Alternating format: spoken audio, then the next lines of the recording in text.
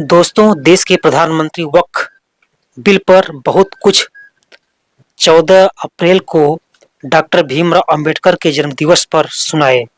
मैं हूं तेज बहादुर कुंज और आप देख रहे हैं भारतीय द्वापरारी। और उस दौरान माननीय देश के प्रधानमंत्री ने वक्फ बिल को लेकर के तमाम प्रकार की बातों को वह लोगों के समक्ष रखे हुए हैं। पहले आइए उनकी बातों को सुन लीजिए कि वह क्या बोले हैं। साथियों, वक्फ के नाम पर लाखों हेक्टर जमीन पूरे देश में है। इस जमीन, इस प्रॉपर्टी से गरीब का, बेसहारा महिलाओं बच्चों का भला होना चाहिए था और आज ईमानदारी से उसका उपयोग हुआ होता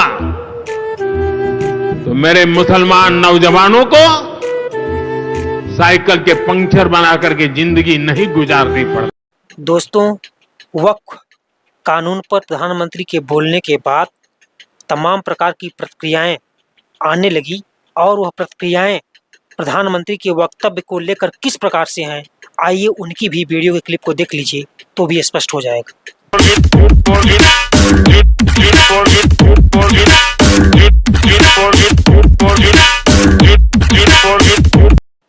दोस्तों, इस 14 अप्रैल के मौके पर डॉक्टर भीमराव का जहां पर जन्मोत्सव था, उस पर कांग्रेस प्रवक्ता ने देश के प्रधानमंत्री के वक्तव्य को लेकर के तमाम प्रकार के शब्दों से कड़ी प्रतिक्रिया देते हुए उन्हें घेरने का प्रयास किया हुआ है। आइए वह किस प्रकार से वह उन्हें घेरने का प्रयास किए, उसकी वीडियो क्लिप को देख लीजिए। मोदी जी, थोड़ा तो सोच समझकर बोला कीजिए। इस देश के चुने हुए प्रधानमंत्री हैं आप, कोई बदजुबान दोरूपल्ली के ट्रोल थोड़े ही हैं। आज बाबा साहब की जयंती पर भी आपसे मर्यादा की उम्मीद करना बेमानी है। आज भी आपने कांग्रेस को कोसा और यही नहीं, एक वर्ग को पंक्चर बनाने वाला तक कह डाला। खैर, आप खुद तो हरियाणा में रैली संबोधित करने के लिए निकल लिए। आपके अंदर तो इतनी भी तमीज नहीं थी कि बाबा साहब को सेंट्रल हॉल में पुष्पांजलि देते। सब लोग आए, लेकिन आपको आज भी भाषणवीर बनना ज्यादा प्रिय था, आप निकल लिए। और आपके गृह मंत्री अमित शाह जी, जिनको अंबेडकर का नाम जपना फैशन लगता है, वो तो आए नहीं, न सदन में आए, न प्रेरणा स्थल पे आए, वो पूरी तरह से नदारद थे। पहले बाबा साहब का सम्मान करना सीखिए, उनके संविधान को खत्म करने के लिए हर हथकंडा अपनाना बंद कीजिए और फिर बाबा साहब की बात कीजिएगा। आप हमें क्या पाठ पढ़ाइएगा।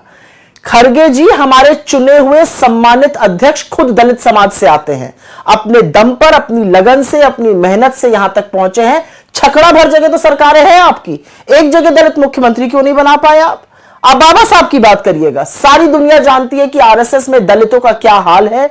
बजाय ज्ञान देने के ये बताइए कि आज तक ठाकुर और ब्राह्मणों को छोड़कर एक भी आरएसएस प्रमुख किसी और जाति का क्यों नहीं बना। दोस्तों, कांग्रेस की प्रवक्ता ने यूं ही नहीं रुका, बल्कि उन्होंने प्रधानमंत्री की प्रतिक्रिया को आगे बढ़ाते हुए और उसको धार देते हुए उन्होंने पार्टी के नेताओं के साथ साथ पार्टी के संस्थापक आरएसएस को उन्होंने आड़े हाथ लिया और उन्होंने जमकर कुछ सुनाया। आइए उन्होंने क्या सुनाया है, उसकी वीडियो क्लिप को आप देख लीजिए। आपका इतिहास बहुत काला है। लिखित दस्तावेज बताते हैं कि बाबा साहब को चुनाव हराने में आपके आराध्य सावरकर ने अपने धुर विरोधियों के साथ हाथ मिलाकर इस साजिश को अंजाम दिया था। और ये कौन नहीं जानता कि आपके जनसंघ और आरएसएस के पुरखे, चाहे वो गोलवलकर हो, सावरकर हो, श्यामा प्रसाद मुखर्जी हो, उन्होंने ना सिर्फ बाबा साहब को अपशब्द कहे, बल्कि उनकी तस्वीरें और संविधान की प्रतियां भी जलाई और बहुत भला बुरा कहा था इस संविधान को। सच तो यह है कि आप लोगों को आज भी बाबा साहब के समता मूलक समाज से चिढ़ है।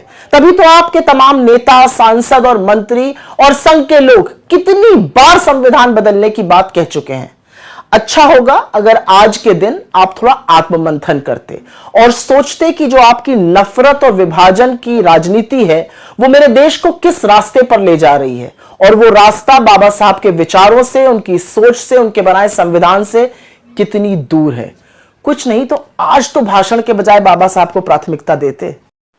दोस्तों, प्रधानमंत्री मोदी जी के वक्तव्य के बाद और कांग्रेस की प्रवक्ता ने जो वक्तव्य प्रधानमंत्री के वक्तव्य को घेरते हुए बोला है और आप लोग उन दोनों की वीडियो की क्लिप को तुलना करते हुए अपने कमेंट को वह जरूर शेयर करिए।